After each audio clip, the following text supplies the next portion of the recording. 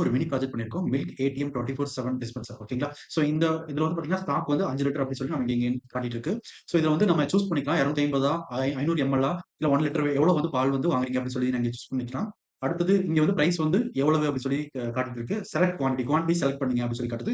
அதுக்கு முன்னாடி பார்த்தீங்கன்னா, பே வியா யுபிஐங்கிற பட்டன் வந்து டிசேபிள்ல இருக்கு. ஓகேங்களா? ஸோ நான் ஏதாவது ஒரு குவான்டிட்டி செக் பண்ணா தான் செலக்ட் பண்ணா தான் பே வியா யுபிஐங்கிறது எனேபிள் ஆகும். ஸோ நான் இப்போ வந்து 250 எம்எல் அப்படின்னு குடுக்குறேன். பிரைஸ் வந்து பார்த்தீங்கன்னா 12.5 அப்படின்னு சொல்லி வந்திருக்கு. ஓகேங்களா? ஸோ இதுல வந்து 1 லிட்டருக்கு வந்து பார்த்தீங்கன்னா, காஸ்ட் ரூ. 50 நானா வச்சிருக்கேன். அதனால வந்து அதிலிருந்து டிவைட் பண்ணி 12.5 அப்படின்னு காட்டுது.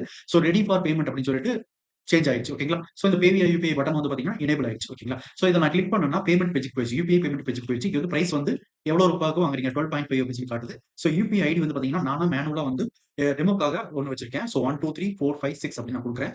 குடுத்துட்டு ஸோ பே நவ் அப்படிங்கிற பட்டன கிளிக் பண்றேன். கிளிக் பண்ணா நமக்கு ஒரு ப்ரீலோடர் வந்து வரணும். ப்ராசஸிங் பேமெண்ட் அப்படின்னு சொல்லி வரணும். வந்ததுக்கு அப்புறமேட்டு நம்மளுக்கு பேமெண்ட் சக்சஸ் அப்படின்னு வரும். ப்ரீலோட் வந்துருச்சு, ப்ராசஸிங் பேமெண்ட் வந்துருச்சு, பேமெண்ட் சக்சஸ்ஃபுல்னு வந்துருச்சு. நம்மளுக்கு ஆட்டோமேட்டிக் ரீடைரக்ட் ஆயிட்டு மெயின் பேஜ்க்கு வந்துருச்சு. இங்க வந்து பார்த்தீங்கன்னா, கலெக்ட் யுவர் மில்க் அப்படின்னு சொல்லி வந்துட்டு 50 எம்எல்க்கு அந்த 25% வந்து இந்த மில்க் ஃபில் ஆகுறது காட்டுச்சு. ஓகேங்களா? ஸோ பிரைஸ் வந்து திருப்பி ரீசெட் ஆயிருச்சு. ஸோ இன்னொரு யூசருக்காக செலக்ட் குவான்டிட்டி அப்படின்னு சொல்லி காட்டுது. ஓகேங்களா? ஸோ இப்போ ஸ்டாக் வந்து பார்த்தீங்கன்னா, 5 லிட்டர்ல இருந்து 4.75 மாறிடுச்சு. ஓகேங்களா? ஸோ நான் இப்போ 1 லிட்டர் சூஸ் பண்றேன். இப்போ வந்து பிரைஸ் வந்து பார்த்தீங்கன்னா ₹50. ஸோ ரெடி ஃபார் பேமெண்ட் அப்படின்னு சொல்லி சேஞ்ச் ஆயிடுச்சு. இப்போ பே வியா யுபிஐ குடுக்குறேன். ஸோ குடுத்துட்டு இப்போ வந்து பார்த்தீங்கன்னா, பேமெண்ட் பேஜ்க்கு வந்துருச்சு. நான் வந்து பாஸ்வேர்ட் என்டர் பண்றேன். என்டர் பண்ணிட்டு நான் எனக்கு அது வேணாம். நான் 500 ml சேஞ்ச் பண்றேன் அப்படின்னா, நான் கேன்சல் பட்டன் குடுக்குறேன். கேன்சல் பட்டன் குடுத்தோம்னா திருப்பி நமக்கு என்ன ஆயிடுச்சுன்னா, மெயின் பேஜ்க்கே வந்துருச்சு. ஓகேங்களா?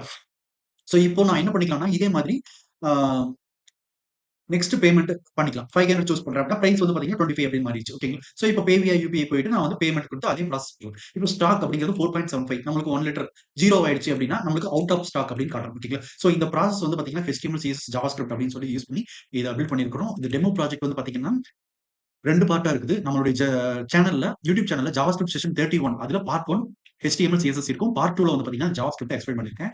ஸோ இத பார்த்து ஒரு பிகினரா இருக்கீங்க. இந்த ப்ராஜெக்ட் கண்டிப்பா உங்களுக்கு யூஸ்ஃபுல்லா இருக்கும். ஸோ நெறைய விஷயங்கள் இத ஷேர் பண்ணியிருக்கோம். ஸோ இத பார்த்து தெரிஞ்சுக்கோங்க, கத்துக்கோங்க. ஓகேங்களா? ஓகே. Thank you.